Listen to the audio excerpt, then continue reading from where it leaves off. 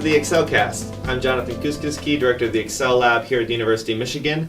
And today I have three special guests joining us. Ryan McKittrick, who's Director of Artistic Programs and Dramaturg at the American Repertory Theater. Davóne Tines, who's a bass-baritone. And Michael Schacter, who's a composer and current PhD student at the University of Michigan. They are all here to talk today about a project in which they're all collaborating called Black Clown. So thank you all for coming and spending some time with me to talk about the project. Thank you for having us. Great. So let's just jump right in. Can you describe briefly what Black Clown is in terms of, I guess, both its inspirations, but also what it is as a sort of an artistic project, and where it is currently in its process? Sure. The Black Clown is a piece that Davóne and I have been developing together for a number of years. We're calling it a vaudeville oratorio. So it's somewhere in between opera and oratorio and musical theater vaudeville traditions. It's the realization of a dramatic monologue originally written by Langston Hughes in 1931 of the same name, called The Black Clown.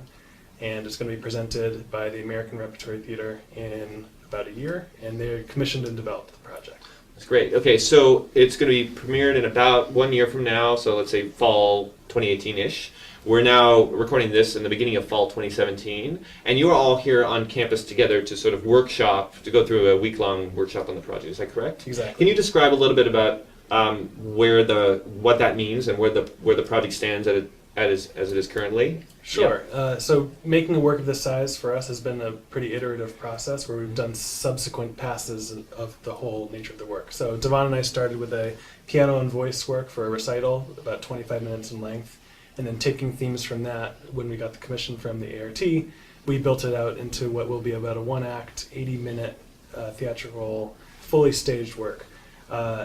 This current workshop is unstaged, and we're going to be hearing the whole piano vocal score for the first time.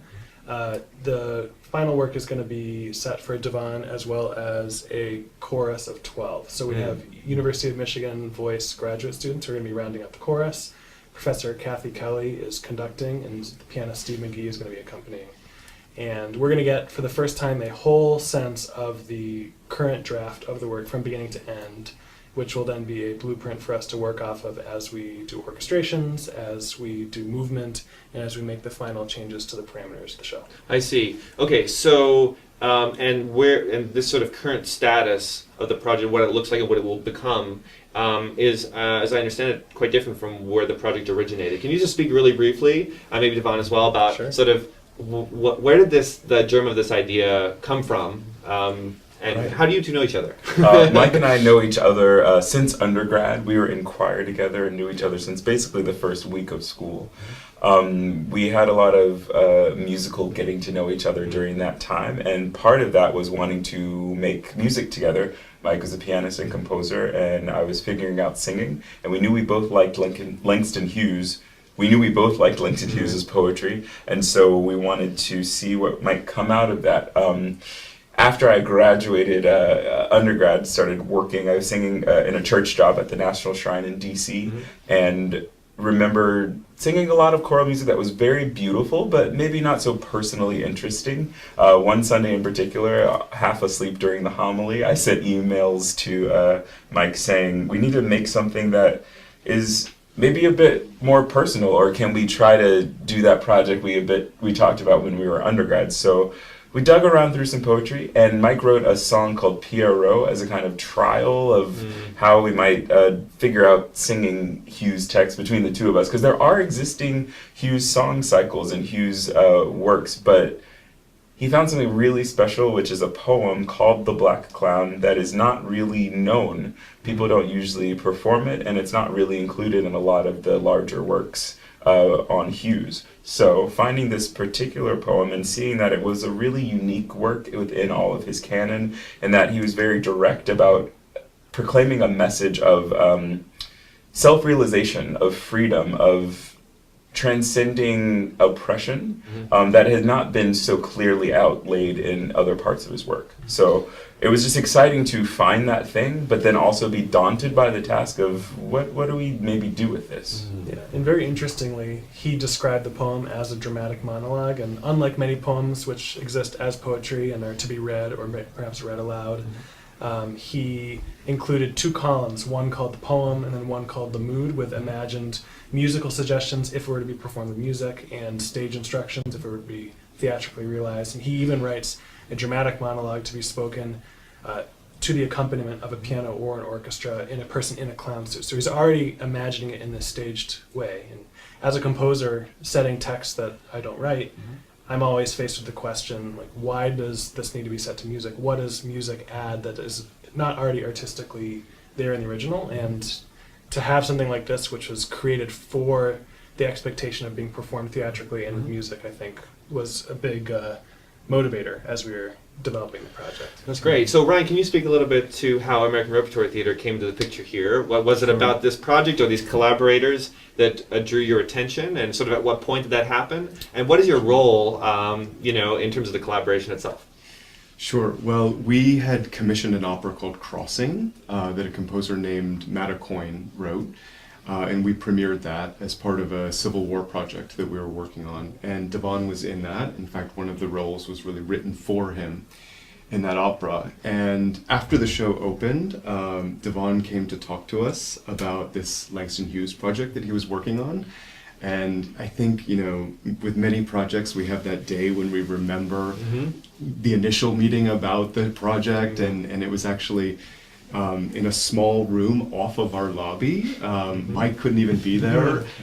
So there was another pianist that Davóne had found last minute, and Davóne sang for us in this room, and it was extraordinary. It was a small room, so we were in very close proximity. And we were sort of blown away by the idea of the project and the potential of what it could be, and committed to working on it over years. I think we, especially over the last 10 years, we've been developing work over longer periods of time, so years rather than months. And we've worked with Mike and Davóne over the last couple of years in the development of this show. And as the director of artistic programs and the dramaturg, I work very closely to help the development of new projects. We do a lot of new work at the A.R.T. So I work with writers, and then when a director comes on board as well, on the development, and that means all the different workshops that we may have, all the different iterations that the script may go through. So it makes sense then, given the nature of that work, it takes time, right? Yeah. So it makes sense that the collaborations will be longer in years versus months. Yeah. But can you talk also a bit about the potential advantages of thinking long term in terms of a collaboration and cultivating and fostering a work over time? Yeah, I think that our artistic director Diane Paulus directs a lot of musicals. Yep. And the average developmental time for a Broadway musical is 7 years, actually. And I think Diane directs all kinds of music theater and straight plays as well. Yep. But that's opera, Crossing. She directed Crossing. But because musicals tend to develop over longer periods of time, I think that's trickled down to a lot of the work that we do at the A.R.T. And I think that the reality is just when you have the opportunity to develop work over a longer period of time, the work gets better. Like it strengthens the work, and you have the space to think about the questions that the piece is asking. You have the space to make different artistic decisions, or maybe you guys could give some examples of things that evolved in this process. I think the chorus didn't actually exist in the initial conception of this project. So much has changed because we've had a lot of time to, one, dream big and dream out loud, but also digest what we've come up with and see what might work, what that might lead to. The show could have, I think, had 5 or 6 different versions, ranging in time, but also ranging in scope of how the story was told. For a while we were in a recital mode where we'd sing near a piano, and now we're at a fully staged production. But even just within that end, the fully staged production, how things happen on stage, how the story gets told, has had a kind of natural refining process, because we've really had to interrogate the choices we've made over time and see that if they hold water, if we still feel as strong about them as we felt when we initially were excited about opportunities. So time allows just kind of some natural digestion and evolution of ideas. Great. Yeah, and I would just say, like, when you are developing work over a longer period of time, I think there are always parameters. Sometimes they're budgetary, sometimes it's about schedule. I think we spend so much time looking at calendars to try to set benchmarks and goals for ourselves. But I think we also are always thinking about how we can remain flexible within those parameters as we're developing work. That's great. So what we're talking about here, at least from sort of A.R.T's perspective, is that you have to sort of focus on the wow before the how, I guess, right? You're talking about nurturing a project, knowing that it's going to evolve, knowing that there's got to be space for the parameters and in some way to be flexible, especially if you are working at this intersection of, I would imagine that many of the most interesting projects don't fit into boxes, they fit in between the spaces of existing disciplines. And so that's, it's great to just reiterate that point, that in order to really foster and cultivate that kind of work, you need time, but you also need to have the kind of space as the creators to play with ideas that might go beyond sort of what you expected the parameters to be. Can you also speak a little bit to why this is a good fit for A.R.T? Sure. Yeah. Well, our mission is to expand the boundaries of theater, and I think we really think about that with every project that we do. And this is called a vaudeville oratorio, and that feels like it's expanding the boundaries of theater in some way.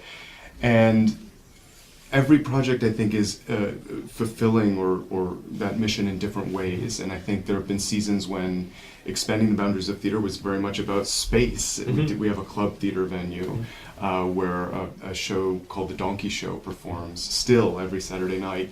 In the same season that we opened The Donkey Show, we were doing a show called Sleep No More, which was in an abandoned school in a different part of Boston, and the audience had the opportunity to wander through the building.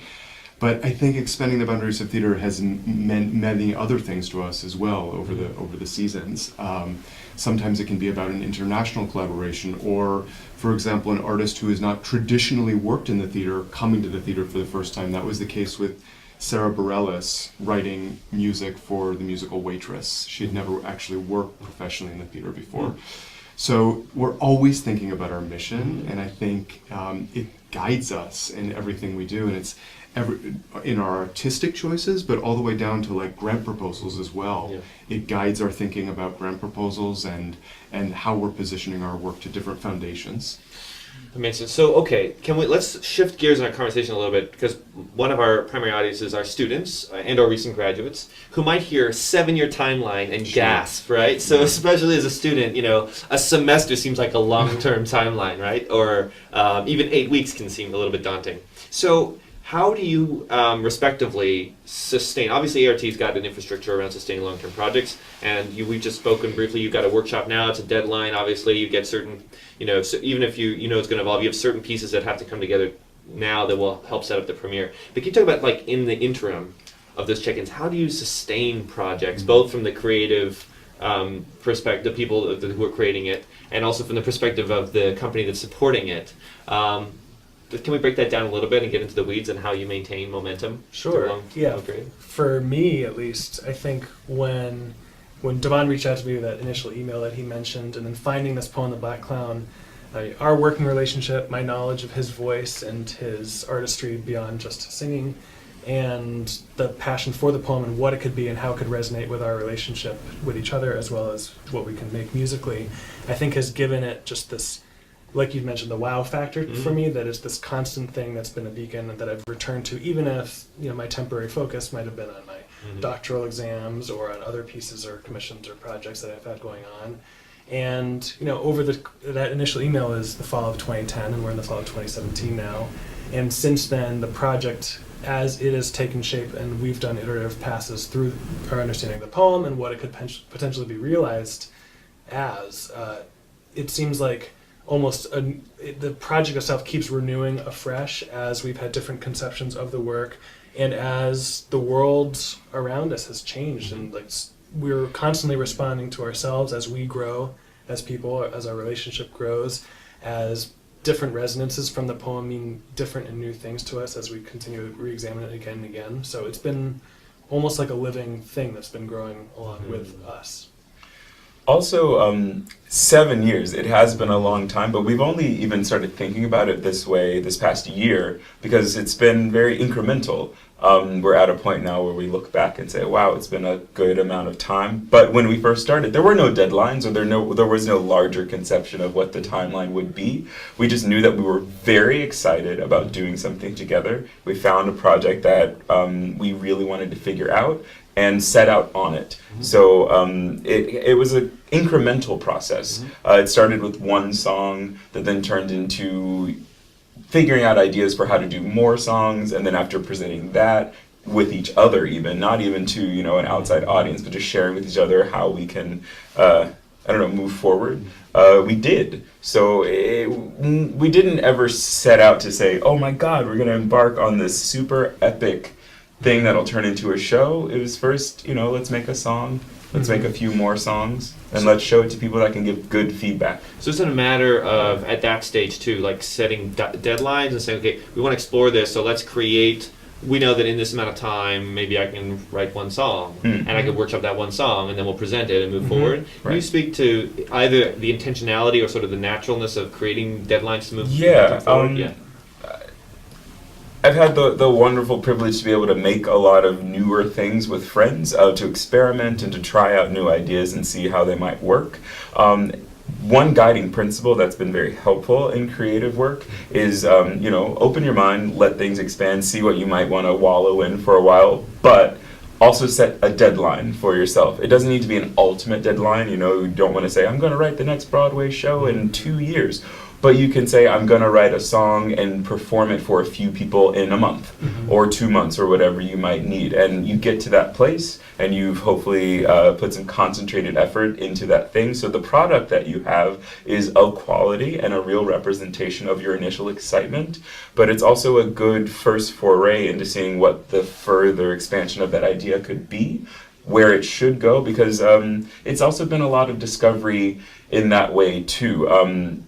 Opening up our expectations and possibilities of what we could make. We started at a very considered scale, something we knew we could do, a pianist and a singer. And because we've incrementally moved towards other parts of the idea, it's just turned into a different thing. I don't know. So allow yourself the possibility, but also keep yourself accountable by setting manageable goals.